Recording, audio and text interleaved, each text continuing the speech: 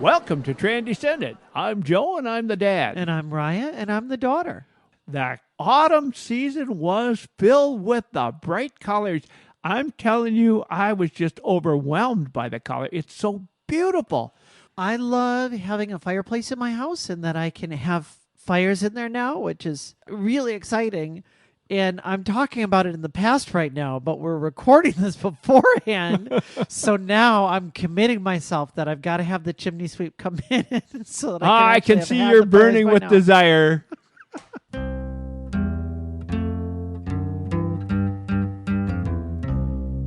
Today we're talking about starting an LGBTQ ally group. We're specifically looking at PFLAG because this is who we went out and talked to. We're completely new on this, but we saw a need, and you're the one that said, let's take the burden for this.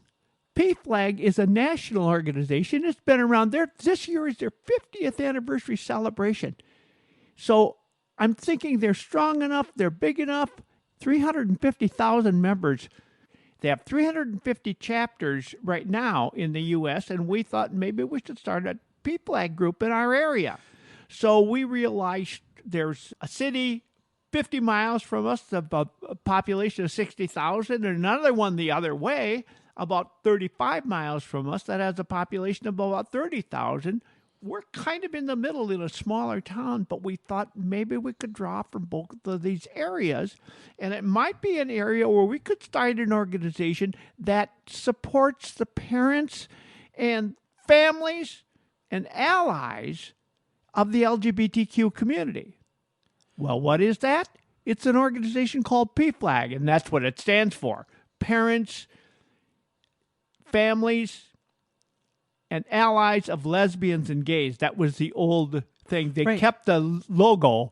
Now, that was a big surprise to me when we were meeting. They've actually gotten rid of the actual acronym. They said it's really not as inclusive as we want to be, and rather than turn this into a new thing, like they used to have GSA groups on campus that used to stand for Gay Straight Alliance, but they then later wanted to make it more inclusive and called it Gender and Sexuality Alliance, kind of talking about all gender and sexual minorities in general. PFLAG, I was surprised to discover, didn't do that and just said, we're going to keep our same name, PFLAG, but we're just going to make it more inclusive and more expansive. And that was one of the things that we learned. Well, what I like about PFLAG and what we like about PFLAG is that PFLAG is basically the same audience as our podcast.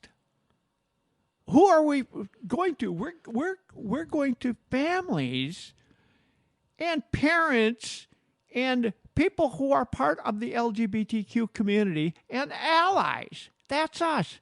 That's what PFLAG is doing as well. They are trying to unite all of us together, basically all of our listeners together and support one another. And so we thought it makes sense for us to create a PFLAG group in this area. Now, of course, our thoughts here, we're just discussing here, and I was surprised as we were going through how many regulations and things that they have that if you're starting a group, it has to be done like this and not like this. And so we should be very clear here that we're not having this conversation right now in any kind of official capacity. And in fact, really, we're just sort of riffing off of what we got from this initial meeting about what would it even look like to start a PFLAG group. So we decided we were going to explore this.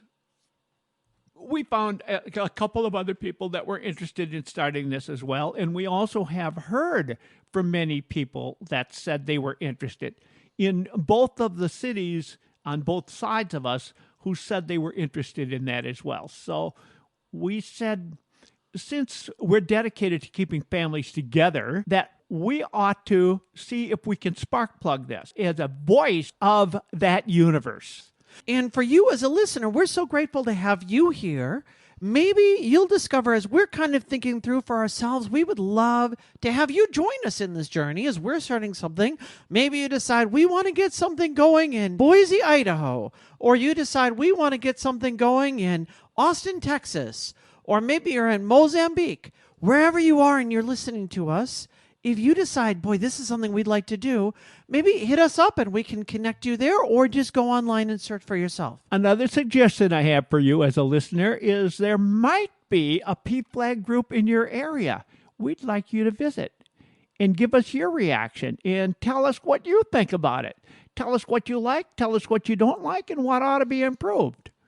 Or maybe your dream of what it could become. You can email us at transcendent@gmail.com, and we will be happy to respond and maybe do a follow-up recording about it. Okay, let's move on now and talk about... she kind of explained what PFLAG is. Let's have a discussion about what she talked about with PFLAG. Well, the first thing she talked about was the history. And she said this is their 50th anniversary. The 50th anniversary of the group, which really started by one woman. Their whole mission was leading with love. I like that. That makes a lot of sense. And really, like I said, that's what we're talking about. She said, so I wrote this down in my notes. She said, love is at the center of everything we do. And I thought, ooh, it's such a good way to sum up everything that's important. If love isn't there, does it really even matter? And if love is there, then we know that we're going in the right direction. Their mission is support, education, and advocacy. Those can take a lot of different ways of doing things. So they might have support groups. So, for instance, we might set up a support group for transgender and gender nonconforming people. Or we might set up a support group for gay and lesbian people. Or we might set up a support group for parents of transgender people. Can you imagine what it would have been like when I first came out to you and Mom? If you would have had a group right away that you could go to and say, and I think especially Mom, I think Mom had the hardest time with some of these things. And she, she found her way through. But I know how difficult that was. And finding somebody that just said, I understand. And I know, and I'm with you. And I know how difficult it can be because you feel like you're losing a son and you spent your whole life, or his whole life growing up. And now he's no longer he, now he's she. And how difficult that was for her. And if she can then go on and be a support for somebody else going through the same thing, how great will that be? And when they talked about education, I thought that was interesting because you can go to National, and National will have a lot of materials that they can help you with, materials that we can distribute to other people that are going to really answer a lot of questions. If you're questioning in any form, if you're questioning coming out, if you're questioning about how should I react to my child or whatever it happens to be, there is a lot of support there from National, and that makes total sense. We would then be able to reach each other and share with each other from an educational standpoint where we have a backing. Now, the third thing that PFLAG does is advocacy. And what's nice about the advocacy is the fact that we are united. PFLAG will speak for an entire community. So if they're in an area where there's an issue, say legislature is trying to literally legislate us in one form or another, PFLAG will go in and present the point of view in a loving and caring way. And of course, PFLAG itself, well, not of course, you maybe didn't know this, I didn't know this, but PFLAG is a 501c3 organization, and that means that you cannot support or counteract any specific candidates, but you can take positions on issues and you can take positions on legislative items. So you can say this piece of legislation is really damaging or harmful. And so, for instance, you may be aware of all of the things that have gone on in Texas, how transgender students, parents are now coming under legal attack and legal scrutiny because if those parents want to be supportive in any way that goes against what the anti-LGBTQ position is now, that can be seen, they're trying to frame that as these parents themselves are being abusive. And so the parents oftentimes feel like they're stuck between a rock and a hard place. All they want to do is be supportive. So if the household unit joins PFLAG, PFLAG is going to extend legal protection to those parents, which I thought, wow, how cool is that? As parents are trying to navigate this difficult situation. if we want to be the voice of the universe in our podcast, then we need to think about uniting together. We decided to approach PFLAG and suggest to them our idea of why we thought would be a good idea for us to start a PFLAG group in a small town that services larger cities as well. They had a seminar online, which we attended just yesterday. After we did that, we decided we want to tell you all about it. We want to tell you what we need to do to get going on this. So the first thing they told us was that if you're going to start a chapter, there's 3 officers you need. You need a president, you need a secretary, and you need a treasurer. Sounds like just about any organization I know. But of course, then you can't. They have strict regulations to make sure that you don't become a group that's just sort of one person's soapbox to be able to push their specific agenda. And one of the ways that they do that is you can't be related, you can't be a spouse of, so if of the officers, you have to have 3 entirely separate officers that are distinct from one another so that you've got at least 3 different viewpoints. So if one of the 2 of us is an officer, the other one of us can't be. And the idea is that the president would really be sort of the face of the organization, the leader, the one saying, this is the idea of how we're going to move forward. And this is how we're going to make sure everybody's voices are heard. And that they're the one responsible for the direction of the group. And of course, the secretary is the one that's responsible for recording everything that's going on and making sure that the minutes are kept and that there are accurate records for everything going on. And they're also the ones that communicate with National. They are the ones that would be responsible for the reporting to Nationals, that would provide any paperwork that National requires, etc. And then, of course, the treasurer is the person that is responsible for the money, writing the checks, and everything there. And, of course, because it is a 501c3 organization, it's really important that there's a lot of good oversight here so that things, again, don't go off. So they've really done a good job of making sure that each group has some strong rails to make sure that it goes well. Because it is a 501c3, it means that people can give to it charitably and then you receive your tax donations. And it means that there's a lot of additional legal things that have to go along with it. So I was really glad to see all of the tools that they give you to help make it go. They say there's all of these different forms that you have to fill out. The forms themselves they said they're not that hard, but the footwork that you have to put in, or really the thought work that you have to put in beforehand to figure it out. Every chapter is going to have a different focus and a different need because we all serve different communities. So when you fill out that paperwork, you having to figure out, well, how does our group in our area look different from the group that's down in St. Louis, for instance? When we start our group, if we do, that they have regional managers. Regional managers probably cover a multitude of states. Our regional manager would cover almost the entire Midwest.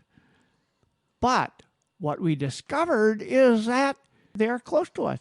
They're practically a neighbor, which means we're going to get some extra help here, and that's wonderful. It's not that anybody else out there that wants to start a PFLAG group won't get the extra help. Of course they will.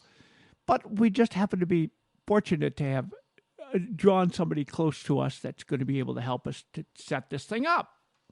If you are one of our listeners that know us personally, we would love to have you come and help out because there's always a lot to do. And if you know that you live close to us, just email us at transcendent@gmail.com.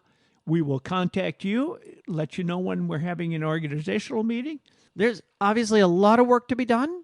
Most of the work at this beginning is thinking through who's going to be doing what. How are we going to get all of this work done? And what are the responsibilities? What am I expecting you to do? And what are you expecting from me to do? What's the role of the president and of the treasurer and of the secretary? And do we need another role? And if so, who's that person going to be? And what are our expectations? She said the more time that you spend getting these things down and nailed down, the much stronger your club is going to be when you go forward.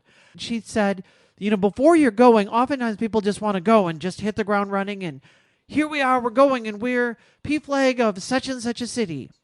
No, before you get all of that paperwork filed and the incorporation papers and things, you have to say, we're aspiring to become a PFLAG group. The groups that do the best are the ones that don't cut that time short. She suggested 6 months is really a good time. 3 to 6 months, I think. Does that seem right? 6 months. 6 months. She did say 6 months. And actually, in our particular case, I would say it'd be more likely to be 9 months from the time of our first organizational meeting to the time we actually became a real group. That's my thinking. So if it's 9 months, we're looking at late spring or early summer of 2024. That's hard for people that just want to do things. I just want to have a support group, or I just want to get together and have a picnic for LGBTQ people and allies to get together and feel like they're supported. Well, yes, but you got to make sure that you lay the foundation right. Otherwise, it can really create problems later on. And so that was a bit of a surprise to me. How would you start a PFLAG group? The first thing I would suggest is see if you can contact somebody who knows something about that. How we found that out is by Googling PFLAG National, and they had somebody contact us. That's how it started. And the person who contacted us then made certain that we would sign up for one of these Zoom educational things, which takes about an hour and a half. That was very good. They gave us all the information we needed, etc. And that's where we are at this point. Our next step is trying to organize enough people to come to an informational meeting. That will happen probably within the next 6 weeks. Dad, I know you've been involved in a lot of different kinds of clubs, from Lions Club to Rotary to different industry organizations, to different religious organizations, to all really across the board. You've done a lot of work with different groups. Yes. You put together a seminar that I've heard you give in multiple different contexts. I think it started off as 11 things you can do to liven up your club. And then it turned into 21 things you can do to liven up your club. And then 47 things. And now I think you're up to 3,221 things you can do to liven up your club. Actually, I am up to 121 ways to liven up your club. I'm curious from you, what are some of the things you have learned in general, just ideas? And I'm asking you, we didn't prepare this at all, but just a few things off the top of your head that make a club a good kind of club. Well, some of the things is you need to be able to disagree without being disagreeable. So if there's issues there, you try to stay in a peaceful, a calm way, or present it without creating arguments. Keep it lively, keep it upbeat, keep it simple. Respect each other's opinions, because there will be differences. No matter what it is you do, there are differences. Learn how to disagree without being disagreeable. Another thing is, I don't care which organization you're in. It really doesn't matter. In a volunteer organization, have fun. If you're not having fun, if you're going to a volunteer organization, why would you go if it's an aggravation? Have fun. Don't feel bad about making a joke or enjoying each other's company or doing things other than the business of the business. Having fun, I would say, is the thing that is going to keep sustaining members there. We're basically making a new community from scratch, and we're saying this is a community that we want to form around allyship for LGBTQ issues. Mm-hmm. And if we're going to do that, we want to make sure that we're all coming together in a way that we're a healthy community. We don't want to, you over there having fun, you better knock it off. Yeah, and I tell you, you don't want to do anything that alienates people. Stay away from salty language. Now, I'll use that sometimes, but not in a meeting that would offend anyone. in one of the organizations I was in one time, somebody was running for an office. They wanted to put an ad in the publication that said, let's take the damn politics out of this. And I said, there's no need to put the word damn in there. You're not going to win anybody over because you said that by adding that word, but you will alienate some. What's the point? Stay away from faulty language, and you won't make anyone feel uncomfortable. The whole point of a PFLAG group is to have inclusion.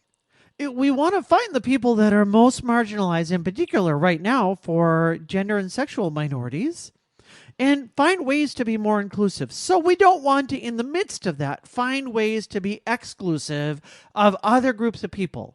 We want to make sure that everything that we're doing is making everybody that's there feel as inclusive as we can.